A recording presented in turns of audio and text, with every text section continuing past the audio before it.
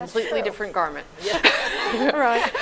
Okay, Patty, let's talk about papers because that's a whole different universe. Yes, it is. And as we've been talking here about the artifacts, and I think when people think about museums, they immediately think, oh, of course, artifacts. But the museum has a very, very fine collection of papers dealing with aviation and space history. In fact, we have over 17,000 linear feet of papers.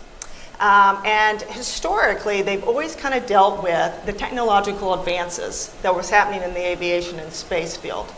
But I've actually been the acquisition archivist now for 26 years, and I've always been very keen to collect the papers of the people behind those technological advances, because I really think that's an important part of the history. And that's especially the case when it comes to collecting papers on women and minorities, because their stories on participating in these technological, mostly male-oriented fields really touches on a lot of social and cultural aspects that make aviation and space history that much richer. And so I was absolutely delighted when Tam reached out to us and said that she had this material. And when I went out there, I was looking for, and I was excited about it for two reasons. Number one, just I knew our researchers in general would be very interested in just the general space aviation material that was in it, but then to take into account Sally's iconic role as the first American woman in space would be just a wonderful resource for our researchers and for our staff. And it would also help complement the artifacts that Valerie and Margaret were picking out. So I went out there and I was looking not only to collect material dealing with her space accomplishments, but just like Valerie and Margaret, I was looking to try to put those space accomplishments as much as possible into the context of her entire life and her professional career. And so I was going to go out there looking for material that happened before she was selected as an astronaut, and then, of course, the period she was an astronaut, and then that large segment afterwards when she was doing she was being a scientist and a professor and an advocate for STEM education. And so I ended up taking 24 linear feet of material.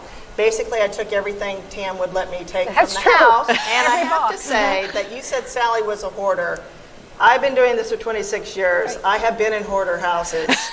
Your house was great. Okay. And Sally was very organized. Again, she very much curated her material. Yep. Almost everything I ran across, I said, wow, that really puts this aspect of her career in a sharp contrast to other parts. So I thought it was all very useful.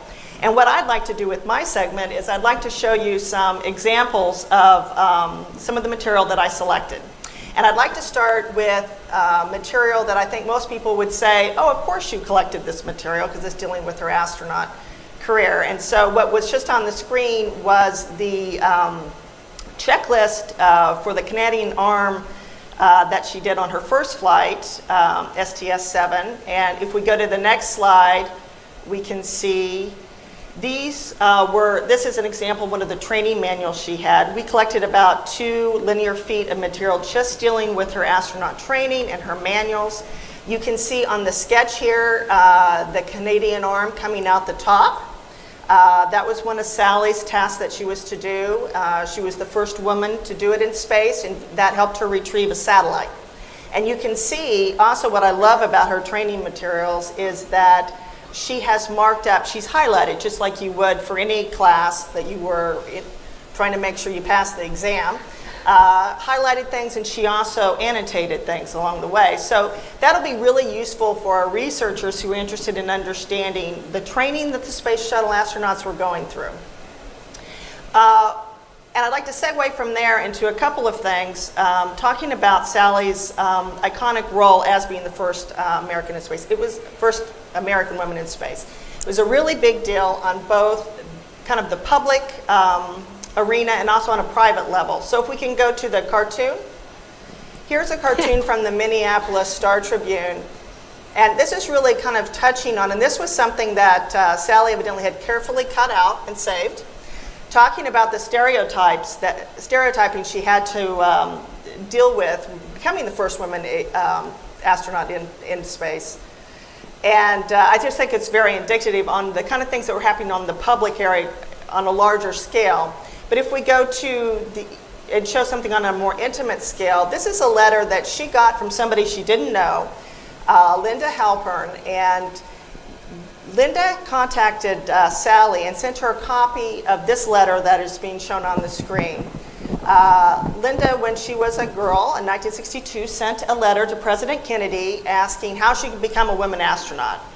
And President Kennedy sent it over to NASA, who wrote her back and said, thank you very much, but women aren't astronauts because you don't have the training and you're not physically able to do it. And Linda had actually saved this all these years, sent a copy of this along with a letter to Sally saying, for me, this is such an exciting thing that you're finally breaking this barrier for all of us that were denied that opportunity. So I really love this example. And there's lots of examples of this, from senators to famous people to people who aren't famous at all, like this woman who grew up to be she's a tort lawyer, but it really made an impression on her. So from there, I'd like to talk about, after she flew, she continued to play very important roles in NASA. As Margaret talked about, she was the main author led the RIDE report, which was about kind of strategically where NASA should go. But she also sat on several commissions that were very important. This is one of her notebooks. She was on the Rogers Commission, which was for the dealing with the disaster, the Challenger accident. And she was the only astronaut that was asked to be on this. And this is the outside of her notebook. And if we can go to the next slide, we can show these are actually the notes that she wrote as she was going through these. And these are fascinating and going to just be very interesting for our researchers that were going through what the problems were with that flight when it exploded, and what the commission members, specifically Sally, were thinking about how to get NASA back on track. For example, these pages are kind of showing the problems with they didn't have enough parts, they didn't have enough time, basically they didn't have enough resources, so a major problem that NASA was having. So that's kind of the things that people would expect us to have. But I also collected, if we can go to her physics, I don't know how well you can see this, she did keep all her physics homework, which is like amazing. Now, I can't tell you what this says or means because I'm a historian, but the fact that she kept it and was so interested in it, I think really speaks. So I took them all. I took probably a box of her undergraduate work. She had a undergraduate degree in both physics and English.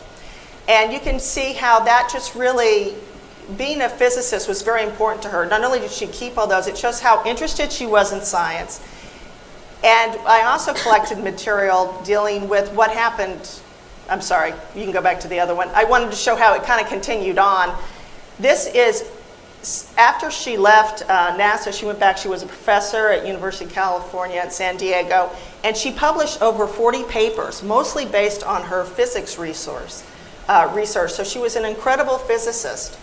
And the other one that you can go to now is her English homework, which I love because the professor wrote on this, I hope you're as good as physics as you are in literature, which you're very fine indeed, which, and yes, she was. And I think one reason I collected her homework from college is it really shows how she was setting herself up to be an excellent scientist and a great communicator, which is what her English degree brought her. And that's why she was so sought after, I think, on commissions. She was a person of integrity, but she could understand the science and she could communicate it with others, and that's what made her so very successful at that. And then the last thing I'm going to do is I have to show my favorite picture that I found, which is a mocked-up picture of Sally reading a childhood book, and somebody had done a thought bubble, and those are some of the controls that would have been in her on the space shuttle.